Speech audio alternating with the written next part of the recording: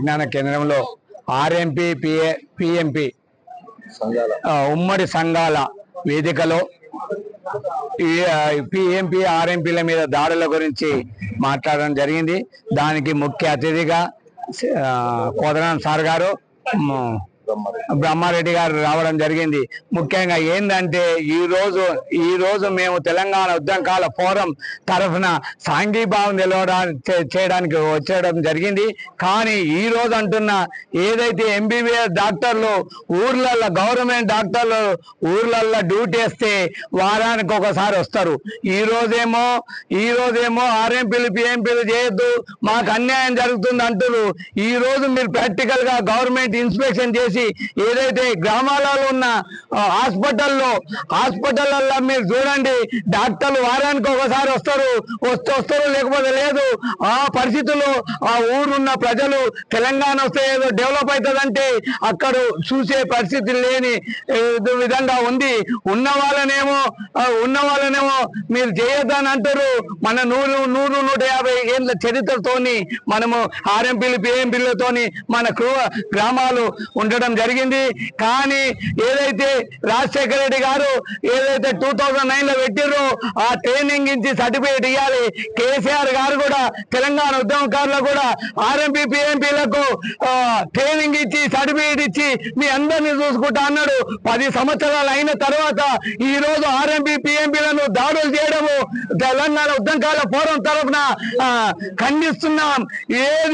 తెలంగాణ వస్తే ఏదో బాగుపడుతుందంటే తెలంగాణ వస్తే ఇప్పుడు మనం జైలు పోయే పరిస్థితి, కేసు పోయే పరిస్థితి ఉన్నది. కాబట్టి మీరు దీని తక్షణమే రేవంత్ రెడ్డి గారు దీని మీద 2009 రాజశేఖర రెడ్డి చేసిన దాని అనుసంధానంగా చేసి అందరికీ సర్టిఫికేట్ ఇచ్చే ప్రయత్నం చేయాలని మనవి చేస్తూ ముగిస్తున్నాను. జై తెలంగాణ. ఉమ్మడి వేదిక నేతృత్వంలో జరిగినటువంటి సదస్సులో ఇవాళ పలు తీర్మానాలను ప్రవేశపెట్టడం జరిగింది.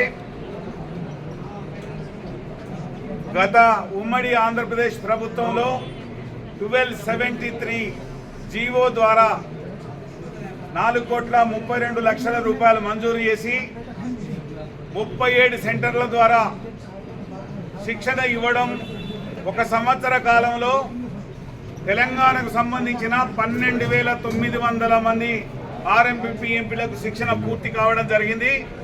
కనుక వెంటనే వాళ్లకు పరీక్షలు నిర్వహించి సర్టిఫికెట్లు జారీ చేయాలని సమావేశం ఏకగ్రీవంగా తీర్మానం చేయడం జరిగింది.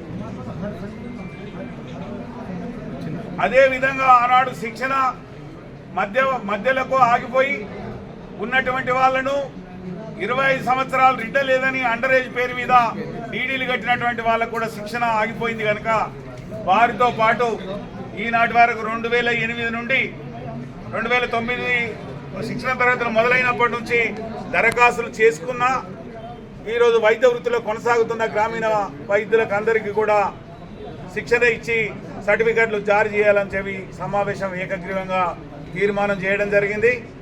అదే 2023 శాసనసభ ఎన్నికల్లో కాంగ్రెస్ పార్టీ అభయహస్తం పేరుతో మా ప్రభుత్వం అధికారంలోకి వస్తే ఆర్ఎంపీలకు గతంలో ఉన్నటువంటి ప్రభుత్వం 2009లో ఇచ్చిన జీవో ప్రకారం ఉత్తర్వుల ప్రకారం మేము శిక్షణ ఇచ్చి 6 మాసాల్లో సర్టిఫికెట్లు ఇస్తామని చెప్పి హామీ ఇవ్వడం జరిగింది. కనుక రాష్ట్ర ప్రభుత్వం వెంటనే జీవో విడుదల చేసి నిధులు మంజూరు చేయాలని చెప్పి ఈ సమావేశం ఏకగ్రీవంగా తీర్మానం చేయడం జరిగింది.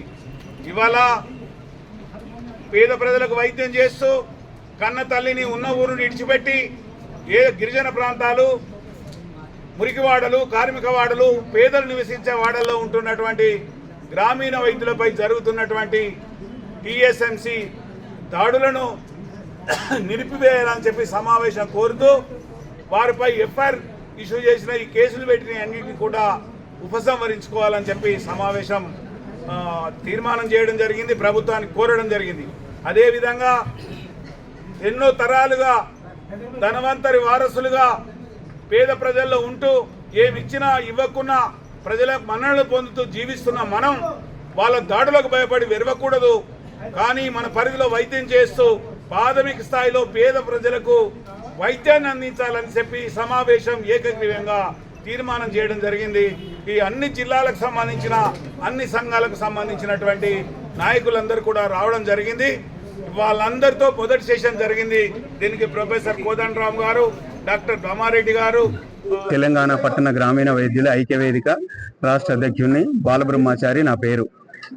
జీవోలో ఉమ్మడి రాష్ట్రంగా ఉన్న వైఎస్ రాజశేఖర రెడ్డి గారు ప్రవేశపెట్టిన 1273 జీవోను అమలు చేయాలనే ఉద్దేశంతో, అదే కాన్సెప్ట్ తోటి మేము దాన్ని అమలు చేయాలని ఇప్పటి ప్రభుత్వాన్ని కోరడమే జరుగుతుంది. మాకు గొంతమ్మ కోరికలేం అవసరం లేదు, మాకు జీతభత్యాలు ఇవ్వమని అంటలేను. స్టార్టింగ్ చేసిన కాడికి మాకు బేషరతుగా రాష్ట్ర ఈ ట్రైనింగ్లు స్టార్ట్ చేసి వాళ్లను అరెస్ట్ చేసిన వాళ్లకు విడుదల చేయాలని, కేసులు ఎత్తివేయాలని, మరో ఆర్ఎంపీ వాళ్ళ జోలికి ఎవ్వరు కూడా మళ్ళీ పోవద్దనే ఉద్దేశంతో ఏ ఆర్ఎంపీ కూడా భయభ్రాంతులకు గురి కాకుండా ప్రాక్టీస్ చేసుకోవాలని మా ఉమ్మడి సంఘం ద్వారా ప్రజలను, ఆర్ఎంపీ వాళ్ళను కోరడం జరుగుతుంది. ఇంకా ఆర్ఎంపీ నాయకులు ఎవరున్నా మా సంఘానికి ఆహ్వానిస్తున్నాము. రాని వాళ్ళు ఎవరున్నా సరే ఎప్పటికైనా 24 hours వెల్కమ్. మాది ఖచ్చితంగా దర్వాజాలు తీసి ఉంటాయి. మేమందరం ఒకటిగా పోరాడుతున్నాం కాబట్టి మీ అందరూ ఐక్యంగా ఉండి మా ఎంబడి రాండి. మేము తప్పకుండా న్యాయం చేస్తామంటే మనమందరం కలిసి న్యాయం చేద్దామనే ఉద్దేశంతో కోరుకుంటున్నా. జై హింద్. మాట్లాడతారు. తెలంగాణ పట్టణ గ్రామీణ వైద్య ఐక్య వేదిక జనరల్ సెక్రటరీ. ఎప్పుడైతే ఈ ఉమ్మడి వేదిక ఏర్పాటు చేసి ఈ ఆర్ఎంపీలకు జరుగుతున్న అన్యాయాలను నిర్మూలించడం కోసం ఐక్య వేదిక ఏర్పాటు చేయబడింది, ఉమ్మడి వేదిక ఏర్పాటు చేయబడింది. అందులో కోదండరాం సారు, రమేష్, లేకపోతే బ్రహ్మానందరెడ్డి వీళ్ళు దానికి ముఖ్యంగా నాయకులుగా ఏర్పడి మా సమస్యలు తీర్చడానికి వాళ్ళు ముందుకు వచ్చారు. వాళ్ళకు ధన్యవాదాలు తెలియజేస్తున్నాను. వాళ్ళు ప్రతి విషయంలోనూ మా ఆర్ఎంపీకి అండదండగా ఉంటామని చెప్పేసి మాకు ఇచ్చారు. ఇప్పటి వరకు మా మీద కేసులు పెట్టినవన్నీ ప్రభుత్వం ఎత్తివేయాలని, ప్రభుత్వం మా తరఫున అన్ని సహాయ సహకారాలు అందించాలని, మా ఆర్ఎంపీలకు ఏదైతే నిలిచిపోయిన ట్రైనింగ్ ను మళ్ళా పునరుద్ధరించి ఆ నిలిచిపోయిన ట్రైనింగ్ ను కంటిన్యూగా చేసి మాకు పరీక్ష పెట్టేసి సర్టిఫికెట్లు ఇవ్వాలని చెప్పేసి ప్రభుత్వాన్ని మేము కోరడం జరిగినది.